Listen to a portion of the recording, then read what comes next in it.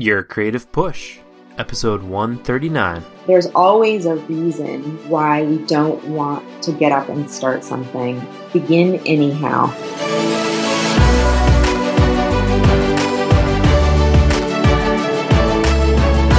Welcome to Your Creative Push, the podcast that pushes you to pursue your creative passions. I'm your host, Youngman Brown, and my guest today is Lisa Congdon. Lisa is a fine artist and illustrator from Portland, Oregon, best known for her colorful abstract paintings, intricate line drawings, pattern design, and hand lettering. She works for clients around the world, including the MoMA, Stewart Living, Chronicle Books, and Cloud9 Fabrics, amongst many others.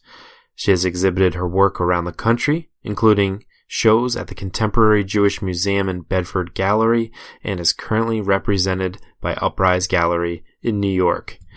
Amongst all of this, she is a prolific author, having written such books as Art Inc., The Essential Guide to Building Your Career as an Artist, Whatever You Are, Be a Good One, 20 Ways to Draw a Tulip, and Fortune Favors the Brave.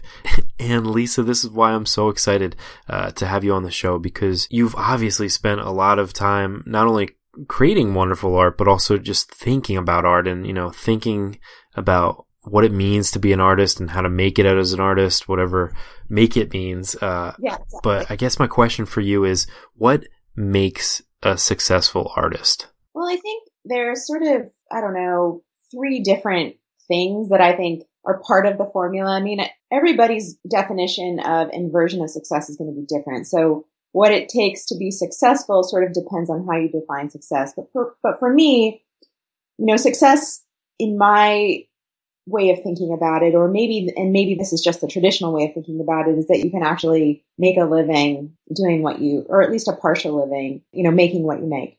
For other people, the definition might be different, and I think there needs to be a combination of, obviously you have to have talent, but I always say talent is 10% of what it takes to be successful. Mm. So it's actually, to me, important, but not the whole picture. There are so many other things you got to do and mindsets that you have to have in order to be successful. And the other two things I think are curiosity, sort of natural curiosity about the world and about making work that's meaningful to you and that might be meaningful to other people. There needs to be some level of curiosity and passion.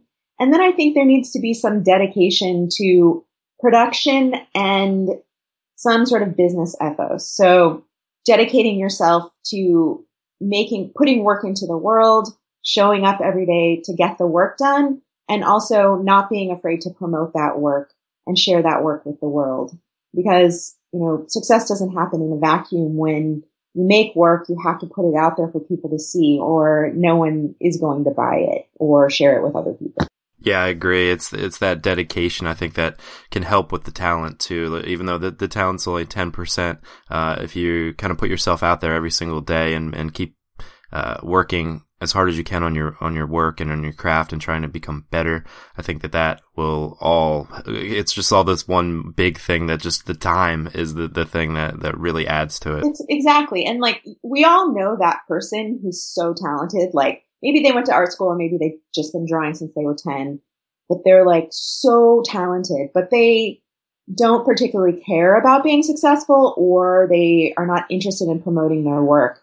So they're not making a living at it. Conversely, we all sort of have that person in our mind who we think, I could draw better than them, or, I'm a better artist than they are, but they're so successful. And it's because they're really good at promoting themselves. And I often sort of say, I'm self-taught. I don't have the most refined technical skill in the world, but I'm pretty successful. And part of that is because from the beginning, I sort of understood that in order to make, to advance my art career, I needed to put my work into the world, even when it wasn't perfect. And so there's this way that you sort of have to plod through, even when you could be doing a slightly better job. And would you have any advice? Because I think that's one of the scariest things for creative people is to, put themselves into a work that's not 100% what they envisioned or 100% what they think is the perfect version of the thing that they set out to create. Do you have any advice for then, like you said, to being brave enough to put that out into the world so that you can continue to grow? Yeah, I mean, I think that understanding that, I think we imagine as creative people that everyone else has it all figured out, or at least people who we imagine are ahead of us on the path or on the journey to become a successful artist. What I discovered is, because I used to think that, this person who I admire, who's been doing this for 5 years longer than I have, or went to, the Rhode Island Institute of Design and, studied under all of these really amazing teachers, like, they've got it figured out, and I just need to figure out what they know. Or I just need to get to the place where I'm as confident as them before I am going to feel really good about putting my work into the world. But what I realized after I sort of eventually got to that place where they were, I caught up to them on the path, was that they probably more than likely didn't have it figured out either. And that we all sort of realized that we could be making better work. We could be making work that in our mind's eye is anything like better, less commercial, more commercial, whatever, like different than what we're doing. And I think we imagine that someday we'll get in a place where everything will flow and be easy, and we'll be making exactly the kind of work we want to make, and putting it out into the world will feel easy, but it never gets easier. Like even now I'm working for big name clients and I'm represented by a gallery, but I still sort of struggle with insecurity about putting my work into the world. It still feels vulnerable, but I think the key is I do it anyway. And I have been since the beginning. I sort of fight the urge to hide, and instead I'll, draw something that I know is imperfect, and I still put it out into the world. Sometimes because I have a deadline for a client and it's just gotta go, right? It's gotta go to the client. It's as good as it's going to get. Sometimes because I'm experimenting with something and I want to share it just to see how people react to it. So yeah, I think understanding that your work doesn't have to be perfect or your version of perfect before you put it into the world, and sort of pushing through the anxiety that comes with the vulnerability of sharing stuff is just something you have to do. You have to practice it over and over and over. Yeah, I couldn't agree more. And that seems to be one of the themes of this podcast, and one of the reasons why I love having these interviews, because it's just like no matter where anyone is, like you mentioned, on their path, whether ahead of you or behind you, it seems like everybody still has those insecurities. And I think that is a good thing, that it never goes away, because it's a sign that you're, continually progressing. And if you do become happy with it, it just means that you're stagnant. It means that you're just in the same place and you're not putting enough of yourself into the work. I agree. I think it's funny because people follow me on Instagram and I will, like, yesterday I made a post about, thinking about big questions that right now, like, does my work mean anything? What am I doing? How much do I care about what people think of it? And most people were like, yes, I ask myself those questions too, but there was a handful of people who were like, I'm really surprised that you have these insecurities or that you think about these things. I thought you had it all figured out. And I think it's important for people to understand that no matter where you are in your career, you grapple with these big questions. You think about your work and whether it matters. You maybe even go through periods where you think your work sucks completely, and that just because you are successful doesn't mean you're not also going to experience all of these things. And like you said, they're actually important. They're milestones. They mean that you care and that you want to take your work to a new place, but you're just not sure how to do it. And I think that's an important part of the creative process. Yeah, I had that written down to ask you about that, because I love that little bit. It was yesterday, right? Yes. About all these existential questions. And I just think it's so important to share. I don't know. I think that's what life is about those existential questions about, what is the meaning of all of this, and why are we here? Why am I doing this? Am I doing the right thing? That's what life's all about. And I think that's what art really is all about too. It's about like being able to bring those questions out, and to kind of find a way to communicate about them without words necessarily, and to just kind of put yourself into them. Yeah. Yeah, exactly. I was wondering if you could take us back to one of your first creative moments, if you remember that.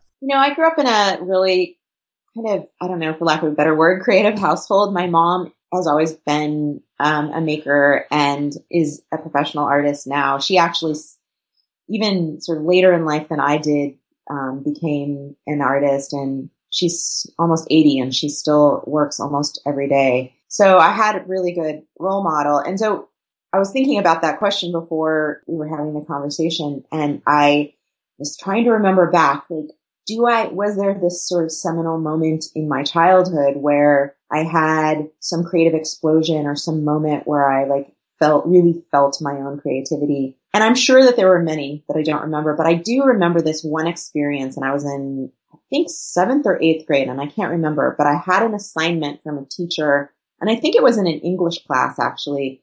And we were supposed to do a report on a composer or maybe a famous person from history. And I chose Mozart. And she told us we could make the report into a piece of artwork if we wanted. I don't remember how many parameters we got, but I decided to make mine look like a newspaper article. So I took like a big piece of white construction paper and I divided it up in like columns, and I hand lettered all of the text to make it sort of look like, you know, in my 7th grade way, to make it look like, you know, newspaper time, you know, font.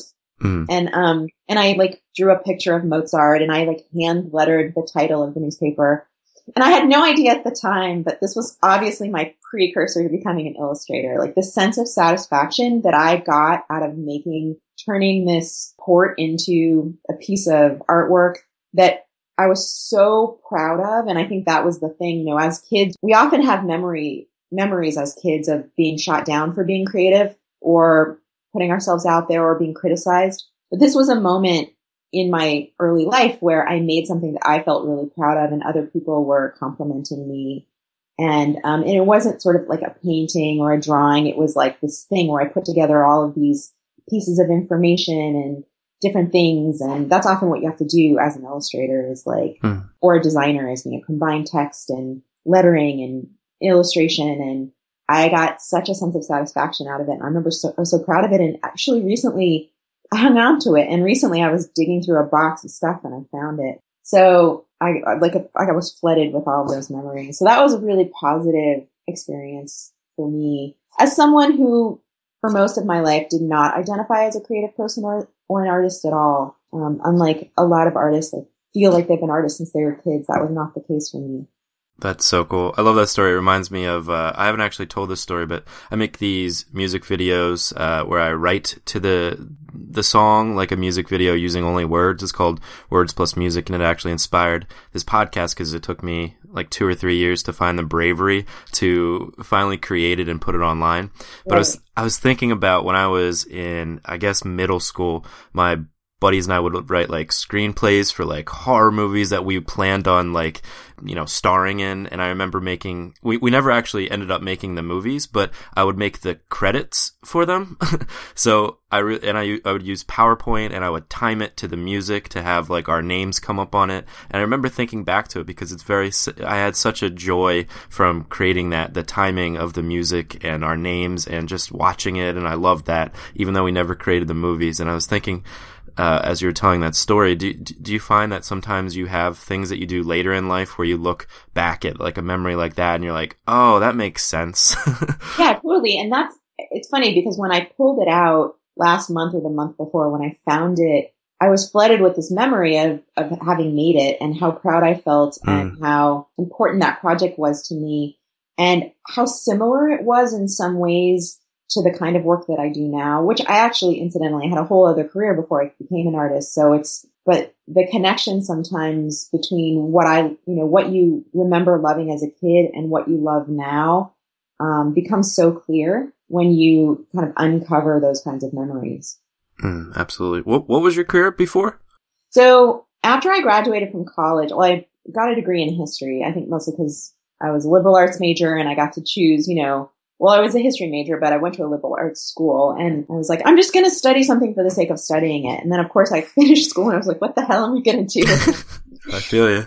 I moved to San Francisco and got a job like working in a law firm thinking maybe I'll go to law school. Like I was really interested in politics. I had been a congressional intern for 1 year during college and I really loved that environment. And I thought maybe I had to go to law school. This was back in the early 90s. And so I had a really horrible experience working in the law firm, and it might have just been the law firm. I mean, who knows if I had gone somewhere else, if it had been, it might, who knows what I'd be doing now. But I was like, I don't really want to do that. And then I did a lot of soul searching. The first really heavy soul searching that I did as a young adult was right after college because I was like, what am I going to do? And I decided that I was going to go back to school to become a teacher. It seemed like a relatively creative profession. While I didn't consider myself artistic or an artist at all, I definitely had a desire to be creative. And I thought teaching kids was a way to do that, make a difference in the world, but also infuse a lot of my creative energy into what I did every day. And that ended up being true. Like, it was a great career. And I did that for about 8 years in San Francisco. And then I went on to get a job at an education nonprofit. So I left the classroom to work for an organization that did work in public schools. And I did that for another 11 years before I left to make art full time. And then what would you say was like the deciding you said you did soul searching. What did that entail? Just kind of just sitting and thinking, or like, was it like all emotion based? Like, you were just like, I'm not completely satisfied right now. I have to kind of sit and ponder. Well, there was 2 different moments of soul searching. The first one was when I was like 23, right? And I was like first year out of college.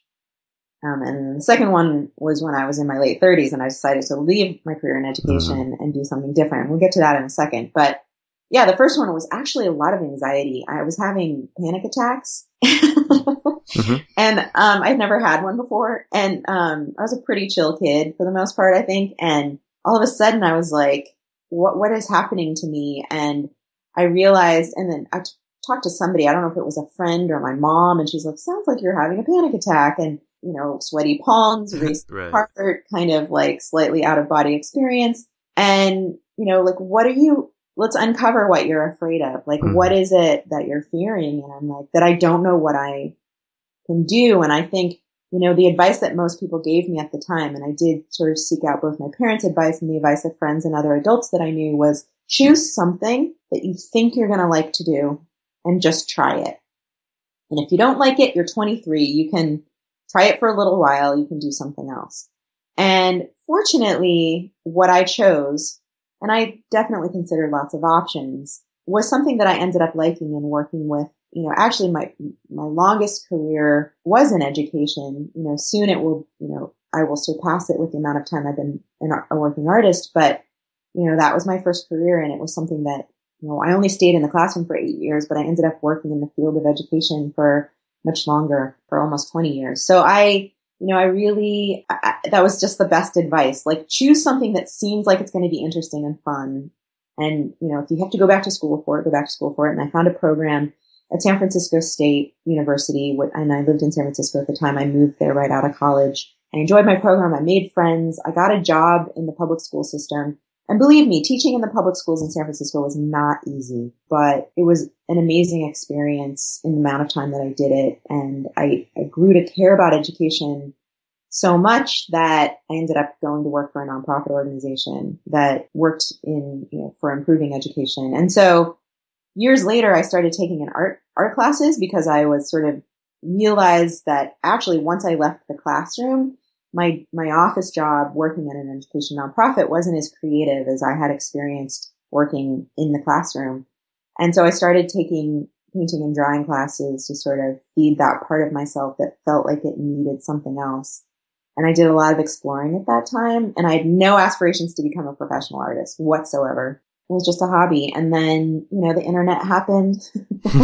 And around 2004, I joined Flickr, and I started sharing pictures of the projects that I was making. And I was doing a variety of things. Like, I was sewing, and I was playing around with quilting, and I was drawing, and I had no drawing skill whatsoever, but I was just messing around, and no one was really paying attention. I think 5 people followed me on Flickr at the time.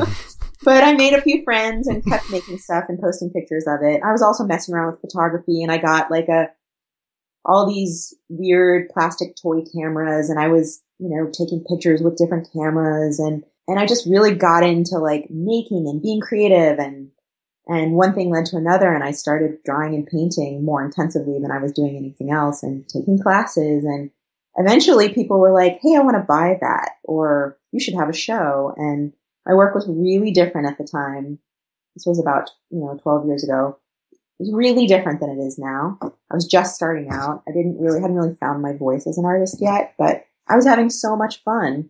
And the suggestion that I could even, make a penny from it was so exciting to me. That all spiraled into making a career out of it, which of course took another another few years at least. Well, I love it. And yeah, it goes back to that advice of, just pick something that seems fun and just kind of try it out. I really think that is what's most important. Like kind of what we were saying before about life is just trying to express yourself in that way and do things that you enjoy and not get too caught up in having more than 5 followers to for the first. And also not getting too caught up in like overthinking something. Right. I think there's this, they call it analysis paralysis, where you don't ever take action on something that sounds interesting or fun to you because you're afraid that you're going to fail or that you're not going to like it, or, the what if. But how do you know unless you try? So sometimes you just have to dive in and try something and see, if you like it or not. And that's what life is. It's sort of like every day is kind of an experiment. I love that idea. Yeah, an experiment for sure. And, not analyzing too much like we were saying, because otherwise you will never do it. And I think that a lot of people do have that kind of, I don't know, like long-term panic attack that they just kind of, they're hating their job or they're wishing that they did something more creative. And instead of actually diving in, like you're saying, and doing it and, facing that fear, it's just kind of like pushing it down by watching TV or going to the bar or just napping. Right? Or like scrolling through Instagram, watching other people do stuff that you want to do, but feeling like I could possibly do that. Right. Which sometimes makes it brutal because there's so many talented people out there that you're just like, wow, I'll never be like that person. It's just like so rough. Well, I was wondering, so you do a lot of different things. Yes. And you also write a lot, and you're also all over social media trying to help people out. I was wondering, with all that going on, do you have any like resistances that hold you back kind of on a daily basis? Yes. I mean, there's definitely days that I wake up. I mean, yesterday was one of them, which is part of the reason that I went existential. when I went existential is like, I do have days where I wake up and I feel really crappy, or I'm like, why am I doing this? Or I don't feel like doing this today. And I work, because I write and illustrate a lot of books, or I do a lot of client projects.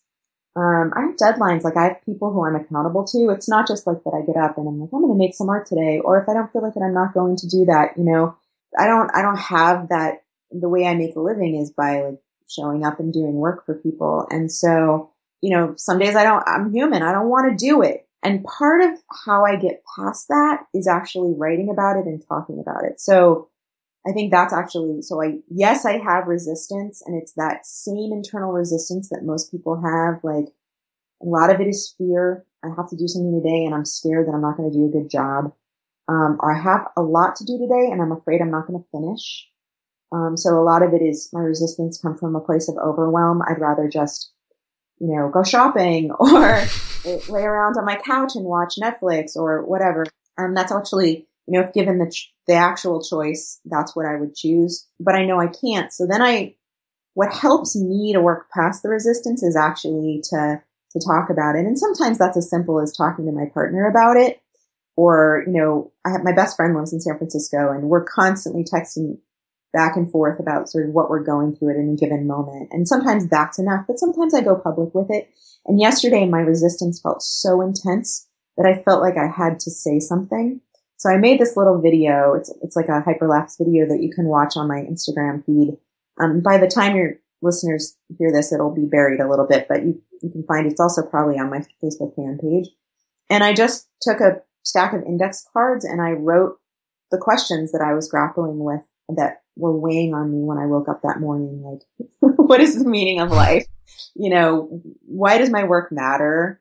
How much do I care about what other people think about my work? How much do I care if they like it? How can I bridge the gap between my ideas and my skill, which is a big one for me right now? Like I've reached a point in my career where I have these really big ideas, but because I'm self-taught, I don't always feel like I have the skills to execute my ideas. And then also, how do I keep pushing myself forward in my career and trying new things without burning out? Because as you said, I do a lot of things. And so I think the more you do, sometimes the more resistance you have because the more overwhelm you have. And so I made this video where I was just writing those questions on index cards, and I posted it on Instagram, and people were like, I have at this time, 115,000 followers. So I have, a lot of engagement on my feed, and people were, I said, here are my questions. these are the things I'm grappling with. What are you grappling with? And most people, a lot of people said same thing as you. And then other people posted other questions that big questions they're grappling with. And, of course, there's a handful of people who just wanted to give me advice on how to feel better. Right. Even though I explicitly said I'm not looking for advice here. But anyway, to me, those are important questions, and it made me feel so much better to put them out into the world and to know that I wasn't alone in feeling them. Like the internet can be a really ugly, scary place. There's a lot of mean people on the internet, but it can also be a place for connection and building understanding. And I feel like that's part of what happened on my feed yesterday. And I made a follow-up post, thanking people for contributing that other people commented on, and ended up being a really, I think, important and fruitful discussion. By the end of the day, I was like, yeah, I still had the same big questions, but I felt so much better because I had done something with them. And I think when I do feel resistance, I push through it, and sometimes in that way. I think that's a really good lesson too, when you are struggling with these things, to, of course, have some people in your life that you can talk to about it, but also to put stuff out like you did.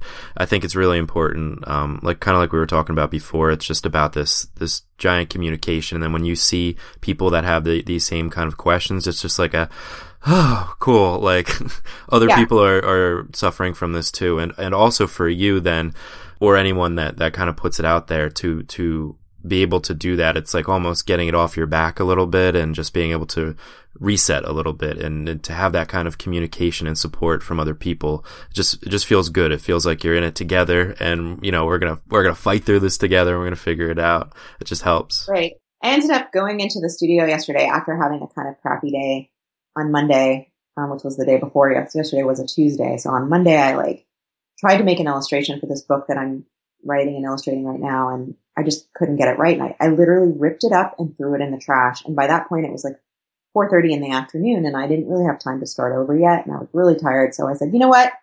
I'm going to tackle this later.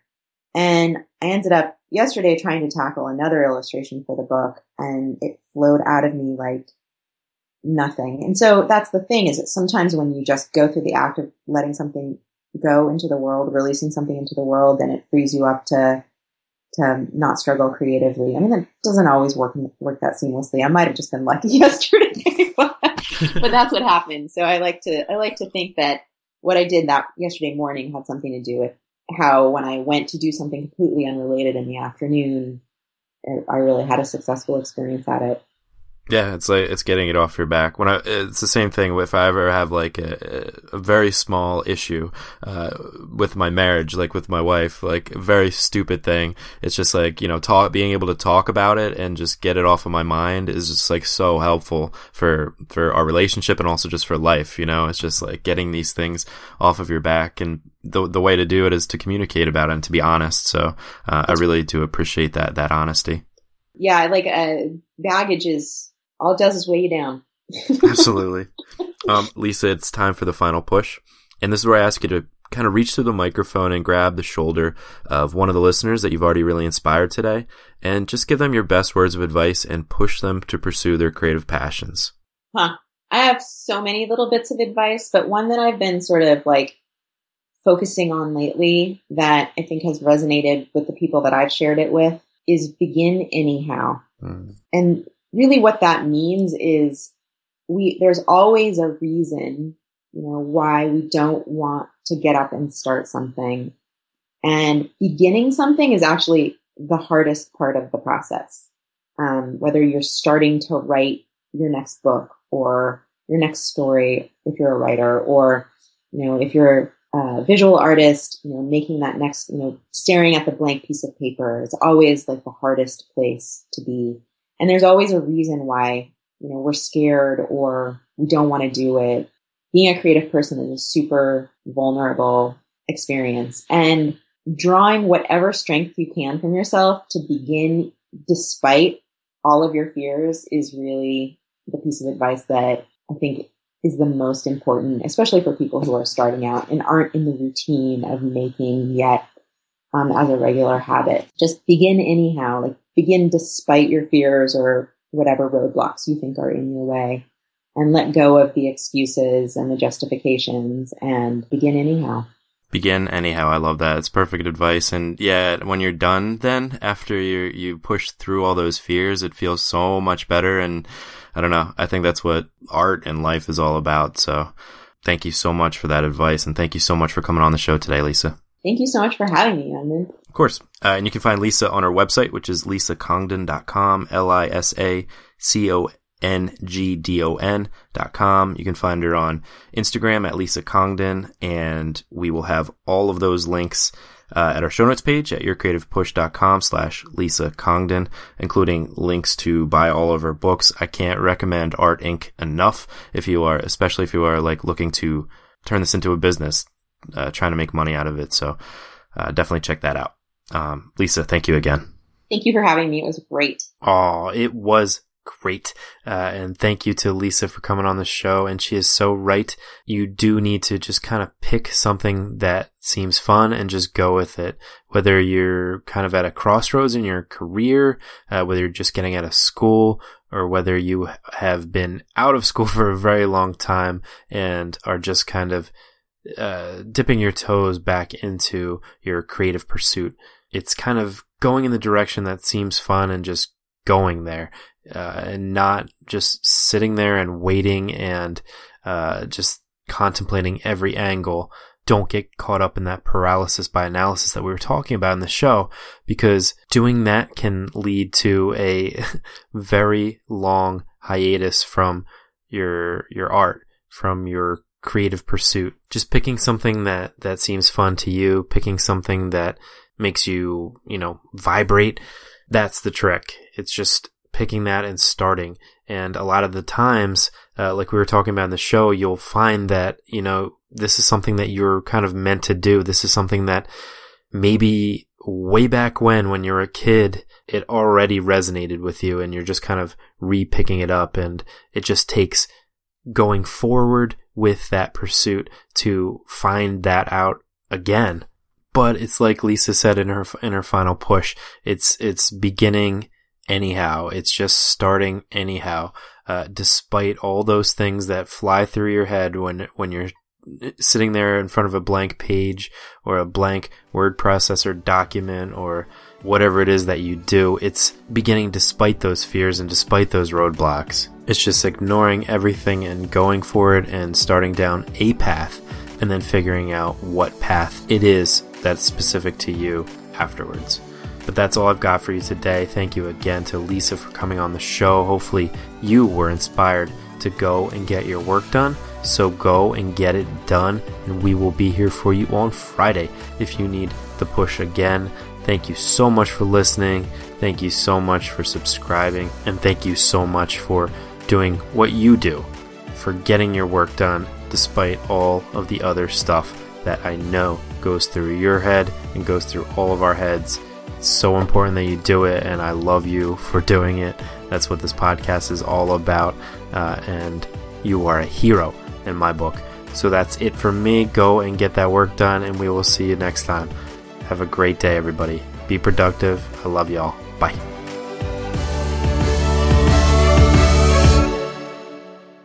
Never miss a push. Head to yourcreativepush.com/subscribe to find the easiest way for you to subscribe to the podcast.